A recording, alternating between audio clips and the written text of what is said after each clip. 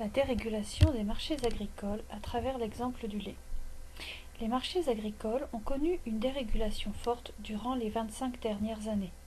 La production de lait de vache est un cas d'école pour en observer les conséquences économiques, sociales et environnementales. Comme d'autres grandes productions agricoles européennes, le lait de vache et ses marchés ont été fortement régulés par la politique agricole commune, ou PAC, mise en place dans les années 1960. 3 outils de régulation ont permis de déconnecter le prix du marché intérieur européen du prix international, plus faible et plus volatile. Premier grand outil de régulation, un prix garanti du lait, qui est fixé à l'échelle européenne chaque année. Quand les prix du marché intérieur européen atteignent ce prix garanti, la communauté européenne achète le lait au prix garanti. La communauté européenne constitue alors des stocks de lait transformés sous forme de poudre de lait et de beurre qui sont revendus plus tard sur le marché européen ou exportés. Deuxième outil de régulation, des droits de douane variables qui permettent de taxer les produits laitiers importés selon la différence entre le prix international du lait et un prix seuil. Ainsi, quand les prix internationaux du lait sont exceptionnellement faibles, les droits de douane sont exceptionnellement élevés pour éviter des importations massives au détriment des productions de lait européennes. Troisième outil de régulation, des aides aux exportations, qui sont versées aux exportateurs de lait et qui couvrent la différence entre le prix garanti du lait et le prix international. Ces aides répondent à un problème, le fait que les prix européens du lait sont plus élevés que les prix internationaux et qu'à ces prix-là et sans aide, les produits laitiers européens ne seraient pas compétitifs à l'étranger. Ces dispositifs de régulation permettaient une stabilisation des prix du lait payés aux producteurs européens et, avec d'autres mesures, aboutissaient à une forte hausse de la productivité du travail et in fine de la production de lait. Du coup, dès les années 1970, la communauté européenne, qui était jusque-là importatrice nette en produits laitiers, se retrouve exportatrice nette. En a découlé une forte augmentation des dépenses budgétaires de la communauté européenne liées au stockage des produits laitiers et aux aides aux exportations. La communauté européenne décida alors, en 1984, la mise en place de quotas laitiers. Un volume maximal de production laitière a été attribué à chaque pays, de telle façon que le volume européen global soit inférieur à celui des années précédentes. Il s'agissait ainsi de désengorger les marchés.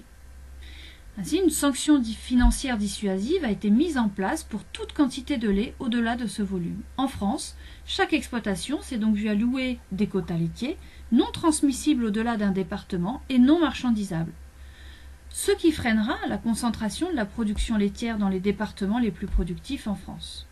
C'était donc aussi un outil d'aménagement du territoire. Mais la gestion des quotas sera beaucoup plus libérale dans d'autres pays, comme l'Allemagne ou les Pays-Bas, avec du coup la constitution de marchés de quotas échangeables dans leur territoire national, favorisant ainsi bien davantage la concentration géographique de la production dans le pays. Enfin, les quotas permettront une baisse sensible des dépenses budgétaires pour le secteur laitier.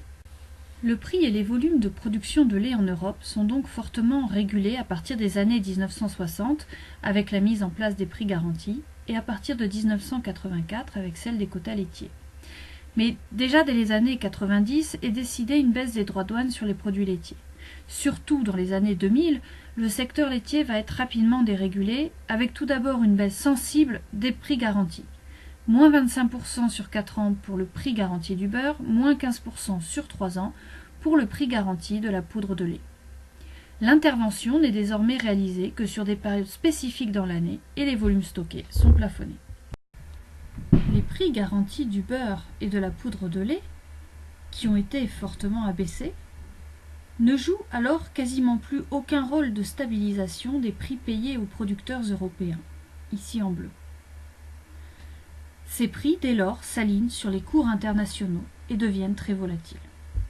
La baisse de ces prix garantis est compensée par une aide directe laitière, versée par litre de quota aux producteurs. Puis, l'aide sera versée par hectare et sans lien avec la production actuelle de l'exploitation. C'est ce qu'on appelle une aide découplée, censée permettre aux producteurs européens de mieux répondre aux signaux du marché. Enfin, dernier outil de régulation qui sera démantelé, les quotas laitiers, supprimés en 2015 avec une période transitoire entre 2008 et 2015.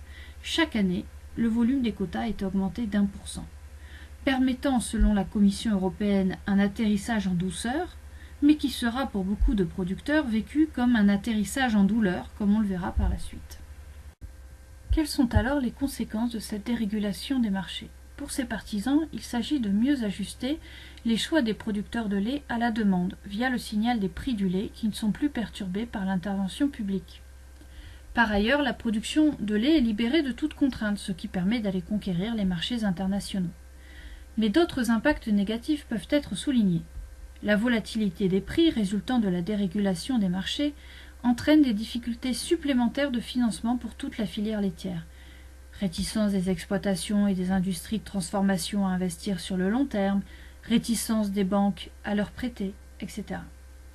Cette volatilité des prix et la fin des quotas conduisent à une sélection des exploitations, celles qui restent étant celles qui ont les coûts de production moindres et qui coûtent le moins cher à collecter, c'est-à-dire des exploitations qui se trouvent dans des régions où la production de lait est déjà la plus forte. En découle une concentration géographique de la production de lait encore plus importante, en France surtout dans le nord-ouest, en Europe autour de l'Atlantique Nord. Cette spécialisation des régions en production de lait, souvent associée à d'autres productions d'élevage, peut aboutir à des problèmes de pollution avec des déjections animales trop importantes pour la surface en culture disponible. Enfin, la fin des quotas conduit à augmenter la production de lait, ce qui repose sur l'augmentation de la part d'alimentation animale concentrée ou encore sur l'augmentation des animaux et des intrants par hectare. Ce qui entraîne une dépendance plus grande des exploitations aux variations de prix des intrants, notamment des aliments achetés, ainsi que des problèmes environnementaux, retournement des prairies, développement du zéro pâturage et du maïs en silage toute l'année, etc. Dans ce contexte de nouvelle volatilité des prix du lait, se produit une première chute importante des prix et des revenus des producteurs laitiers en 2008 et 2009, puis de nouveau à partir de 2013. Que s'est-il passé ? À partir de 2013, la production laitière a augmenté dans les principaux pays producteurs dans le monde, en particulier en Europe puisqu'il n'y a plus les quotas laitiers. En face, la demande mondiale est moins dynamique que prévu, du fait notamment de l'embargo russe et du recul des imports chinois. Ce petit décalage entre offre et demande internationale produit une forte et longue chute des prix et des revenus laitiers pendant plus de 2 ans, sans que la production de lait ne diminue pour autant, nous plongeant le secteur laitier dans une crise de surproduction. Face à cette crise de surproduction, l'Union européenne tentera de mettre en place plusieurs mesures, sans vouloir rétablir des outils de régulation de marché. Les États membres peuvent rendre obligatoires des contrats entre agriculteurs et transformateurs de lait pour que ceux-ci s'engagent à collecter un certain volume sur une durée déterminée. C'est ce que décidera la France. De même, les agriculteurs peuvent désormais négocier collectivement les clauses de ces contrats dans des organisations de producteurs. Enfin, le stockage public et privé est rendu possible toute l'année. Des aides d'urgence peuvent être versées en cas de crise de marché. Ces possibilités seront d'ailleurs inscrites dans l'Organisation commune des marchés uniques ou OCM unique, qui est le règlement européen qui concerne désormais les marchés agricoles. Toutes ces mesures seront néanmoins largement inefficaces pour rétablir les prix et les revenus laitiers. Seule une mesure sera efficace ponctuellement, le versement pendant quelques mois, en 2016, d'aides aux producteurs laitiers européens acceptant de diminuer leur production. Mais pour l'instant, cette mesure n'est pas reconduite et le secteur laitier reste très vulnérable, sans aucun outil de régulation de marché laitier efficace permettant au secteur de réagir face à une prochaine crise.